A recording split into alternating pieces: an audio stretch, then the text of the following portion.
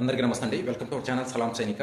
మన ఛానల్లో చాలామంది ఎక్స్ సర్వీస్మెన్స్ వీరనారిమణులు మన ఛానల్ ద్వారా మన కమెంట్స్ ద్వారా అడగడం జరుగుతుంది. లాస్ట్ ఇయర్లో అప్లై చేసిన సీఏ ఇప్పటివరకు ఎందుకు రాలేదు, రీజన్ ఏమై ఉంటుంది, అసలు వస్తుందా లేదా, ప్రాబ్లం ఏంటి అని చాలామంది అడగడం జరుగుతుందండి.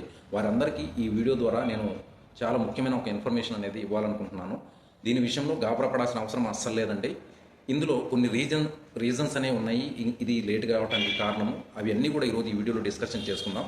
దయచేసి ఆఖరి వరకు చూడండి. అలాగే మన సహోదరులు అలాగే వీరనారిమణులకు అందరికీ కూడా ఈ వీడియో షేర్ చేయండి. కొంచెం తసల్లీగా ఉంటారు, కొంచెం ప్రశాంతంగా ఉంటారు. ఎందువల్ల అంటే ఏదైతే మనం సీఏ అప్లై చేస్తున్నామో వారు ఇచ్చిన టైం ప్రకారం మనం కంటిన్యూగా దేశం మొత్తం మీద కొన్ని లక్షల మంది అప్లై చేస్తుంటారండి దీనికోసము. అలాగే కేంద్రీయ సైనిక బోర్డులో కూడా చాలా కష్టపడుతున్నారు ఇవన్నీ ప్రాసెస్ చేయడానికి, అలాగే అమౌంట్ అనేది ఆన్లైన్లో మనకు అకౌంట్లో వేయడానికి. కానీ ఇందులో మనం చేసే కొన్ని తప్పిదాల వల్ల మనం లాస్ అయ్యే అవకాశం ఉంటుంది. అవి ఏవేంటి అనేవి ఒకసారి ముందు చూద్దాము. దాన్ని బట్టి మీరు నెక్స్ట్ టైం నుంచి ఇలాంటి తప్పిదాలు జరగకుండా జాగ్రత్త పడతారు. అలాగే దాన్ని ఎలా రెక్టిఫై చేసుకోవాలి, ఒకసారి ఎలా చెక్ చేసుకోవాలనేది కూడా నేను ఇక్కడ చెప్తాను. ఇక వీడియోలోకి వెళ్దామండి.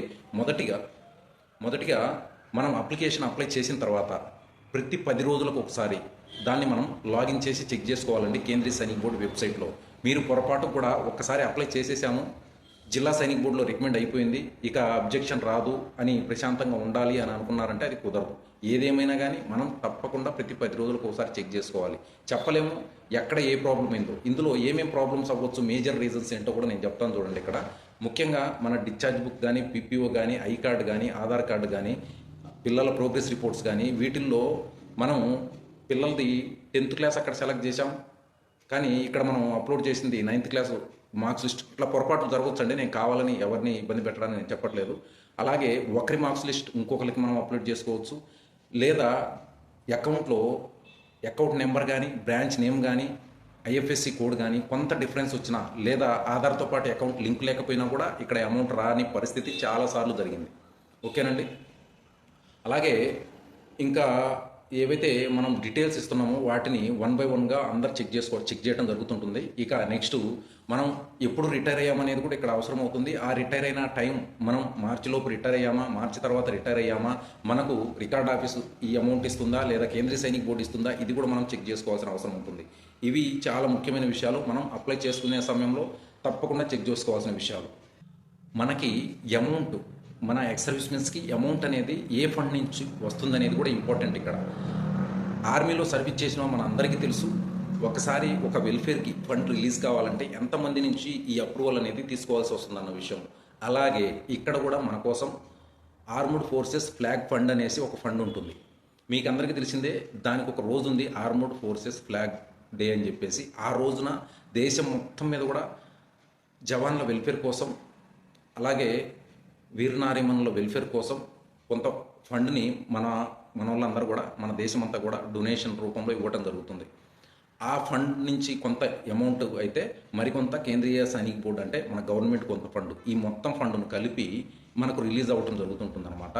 అయితే ఇక్కడ ఏమవుతుందంటే మనం పెట్టే అప్లికేషన్స్ ఏవైతే ఉంటాయో వాటిని ఒక సీనియారిటీ వైజ్ అప్రూవల్ చేయడం జరుగుతుంది. ఒక్కసారి కొంత అమౌంట్ రిలీజ్ అయినప్పుడు సీనియారిటీ వైజ్ ఇన్ని అప్లికేషన్స్ అని అప్రూవల్ చేయటము, ఆ లాట్ని అమౌంట్ ఒక్కసారిగా బ్యాంక్ వెళ్ళేసి ఆన్లైన్లో జమ చేయటము, ఇలా కొంత ప్రాసెస్ అనేది ఉంటుంటుంది. సో దయచేసి ఇవన్నీ మనం అర్థం చేసుకుంటూ ఉండాలి. చాలాసార్లు మీరు గమనించే ఉంటారు, కొంతమంది ఎక్స్ సర్వీస్మెన్స్ 2 సంవత్సరాల కలిపి అమౌంట్ ఒకేసారి పడిన దాఖలాలు కూడా ఎన్నో ఉన్నాయి. ఎంతోమంది జవాన్లు ఈ విషయం నాకు చెప్పారు. సో ఇలా కొన్ని సందర్భాల్లో జరుగుతుంటుంది. సో ఇలాంటి సందర్భాలు కొన్ని ఎదురవుతూ ఉంటాయి, కొంత డిలే అవుతుంటుంది. అలాగే అప్లికేషన్స్లో కొన్నిసార్లు ఇప్పుడు మన జిల్లా సైనిక బోర్డు నుంచి ఫార్వర్డ్ అయిపోయింది, రాజ్య సైనిక బోర్డులో కూడా అప్రూవ్ అవ్వాలి, అక్కడి నుంచి కేంద్రీయ సైనిక బోర్డులో కూడా అప్రూవ్ అవ్వాలి. ఆ తర్వాత వాళ్ళ దగ్గర అమౌంట్ ఉన్న దాన్ని బట్టి మన అకౌంట్లో ఆ అమౌంట్ అనేది జమ చేయడం జరుగుతుంటుంది. ఈ విధంగా ఈ ప్రాసెస్ అనేది కంప్లీట్ అవ్వడం జరుగుతుంటుందండి. కానీ ఎక్కడ కూడా కేంద్రీయ సైనిక బోర్డు వాళ్ళు ఫిక్స్డ్ టైం ఎప్పుడు చెప్పలేదు. ఒక అప్లికేషన్ మనం అప్లై చేసిన తర్వాత ఇన్ని రోజుల్లో, ఇన్ని నెలల్లో ఈ అకౌంట్లో పడుతుందని చెప్పేసి.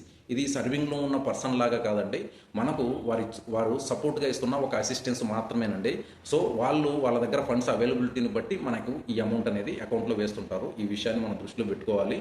అది ఈ సంవత్సరమా లేదా వచ్చే సంవత్సరం పడుతుంది అనేది ఖచ్చితంగా చెప్పలేము, కానీ అమౌంట్ అనేది రావటం ఖాయం. అప్రూవల్ అయింది అంటే అప్లికేషన్, అమౌంట్ అనేది రావటం ఖాయం. ఇంకొక అబ్జర్వేషన్ తరచూ వస్తుండొచ్చండి. ఈ అబ్జర్వేషన్ గురించి కూడా కొంచెం దృష్టిలో పెట్టుకోవాలి మనం. ఎవరిదైనా ఫ్యామిలీ మెంబర్ది కానీ, అలాగే పిల్లలది కానీ మనం నేమ్ కరెక్షన్ చేయించుకుని ఉంటే ఆ పార్ట్ ఓడర్ కాపీ మన డిశ్చార్జ్ బుక్లో పేస్ట్ చేసుకొని మరి పెట్టుకోవాల్సి ఉంటుంది. ఆ పేస్ట్ చేసిన కాపీతో సహా మనం డిశ్చార్జ్ బుక్ అప్లోడ్ చేయవలసి ఉంటుంది.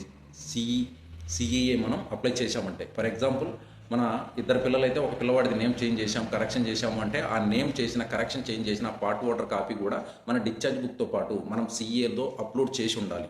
తప్పనిసరి పరిస్థితుల్లో ఈ విషయాన్ని దృష్టిలో పెట్టుకోవాలి మనం. ఇన్ కేస్ ఇక్కడ జిల్లా సైనిక్ బోర్డులో ఎవరైనా చూడలేకపోతే పొరపాటుగా రాజ్య సైనిక్ బోర్డులో అయినా కూడా చెక్ చేస్తారంటే ఈ విషయాన్ని దృష్టిలో పెట్టుకోవాలి. తప్పకుండా దీనివల్ల కూడా మనకి అబ్జర్వేషన్ వచ్చే అవకాశం ఉంటుంది. ఇలా ఒకటి కాదు, రెండు కాదు, చాలా కారణాలు ఉంటాయండి మన అమౌంట్ అనేది లేట్గా రావడం. అయితే ఈసారి మాత్రము ఇప్పటి వరకు నాకు ఐడియా ఉన్నంత వరకు ఎవ్వరికి కూడా ఈ సిఏ అమౌంట్ లాస్ట్ ఇయర్ది ఇప్పటి వరకు రాలేదు. సో అర్థమైంది కదండి. ఇలాంటి ఒక మంచి ఆపర్చునిటీ మనకి ఇస్తున్నారు, కానీ మనం దాని మీదనే డిపెండ్ అవ్వాల్సిన అవసరం లేదు. మన ప్రయత్నంగా మన పిల్లల్ని చదివించుకుంటూ ఉండాలి. అది వచ్చినప్పుడు మనం యూటిలైజ్ చేసుకోవాలండి. అదే పనిగా మనం డిపెండ్ అయ్యామంటే చాలా కష్టం అవుతుంది ఈ విషయంలో. సో ఇదండి ముఖ్యంగా నేను అందరికీ చెప్పాలనుకున్నది. మన ఎక్స్ సర్వీస్మెన్స్కి, వీరనారీమణులకి ఇంకేమైనా డీటెయిల్స్ తెలుసుకోవాలనుకుంటే తప్పకుండా కమెంట్లో తెలియజేయండి. ఫస్ట్ టైం మన ఛానల్లో వీడియో చూస్తున్నారంటే మన ఛానల్ని తప్పకుండా సబ్స్క్రైబ్ చేసుకోండి. Thank you for watching this video. జై హింద్.